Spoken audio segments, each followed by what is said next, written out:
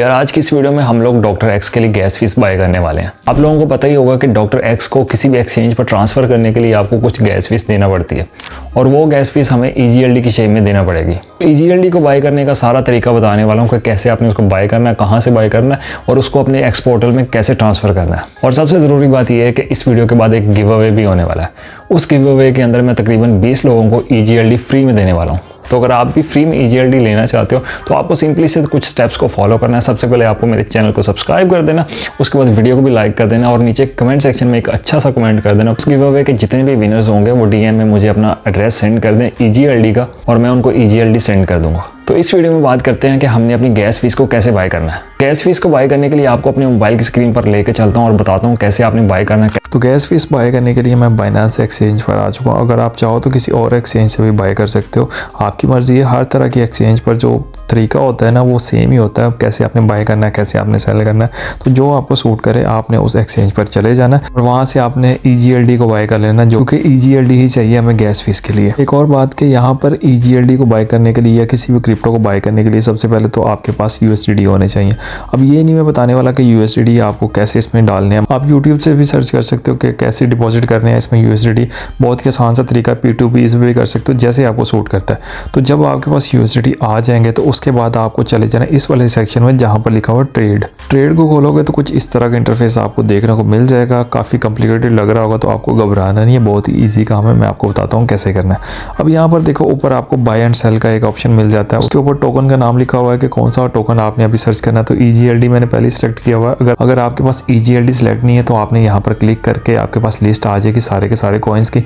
यहाँ पर आपने EGLD को सर्च कर लेना और उसको यहाँ से सिलेक्ट कर लेना। तो ये करने के बाद आपको सिंपली यहाँ पर अपनी अमाउंट लिख देनी है कि आपको कितने डॉलर्स का जो है EGLD चाहिए, मतलब आपने कितने पैसों का बाय करना है। तो आपने अपने हिसाब से देख लेना है कि आपको कितना EGLD चाहिए। मेरे ख्याल से तो अभी 0.001 जो है डॉलर की रिक्वायरमेंट की गई है एक्स पोर्टल में। तो आप अपने बजट के हिसाब से जितना आपको चाहिए यहाँ पर लिख देना।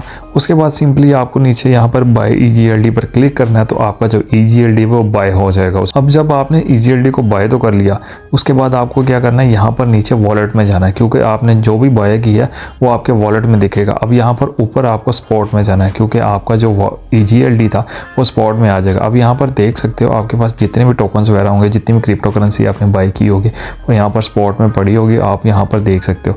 तो देखो मेरा जो EGLD है वो भी ऑलरेडी यहाँ पर पड़ा हुआ है, क्योंकि मैंने ऑलरेडी यहाँ पर इसको बाय किया हुआ है। तो अब अगला काम निकल कर आता है कि हमने इस EGLD को कैसे अपने एक्स पोर्टल वॉलेट में लेके जाना है। तो उसका भी बड़ा सिंपल सा तरीका, आपको घबराना नहीं है। जल्दी से आपको क्या करना है, यहाँ पर EGLD पर क्लिक कर देना।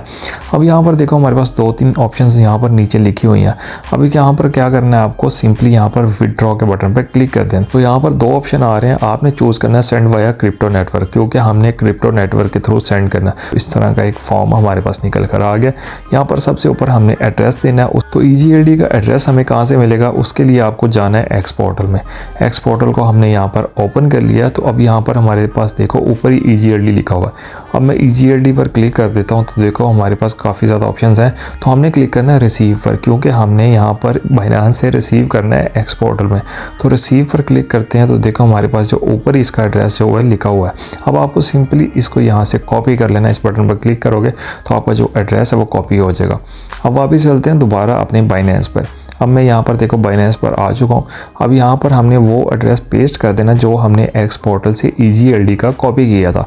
अब यहाँ पर मैं पेस्ट कर देता हूँ। तो देखो मैंने यहाँ पर पेस्ट किया तो नीचे जो मेरा नेटवर्क है वो भी खुद ही डिटेक्ट भी हो गया। अब यहाँ पर नीचे अमाउंट मेंशन कर देनी कि आपको कितने EGLD को यहाँ से ट्रांसफ़र करना है अपने एक्स पोर्टल वॉलेट में।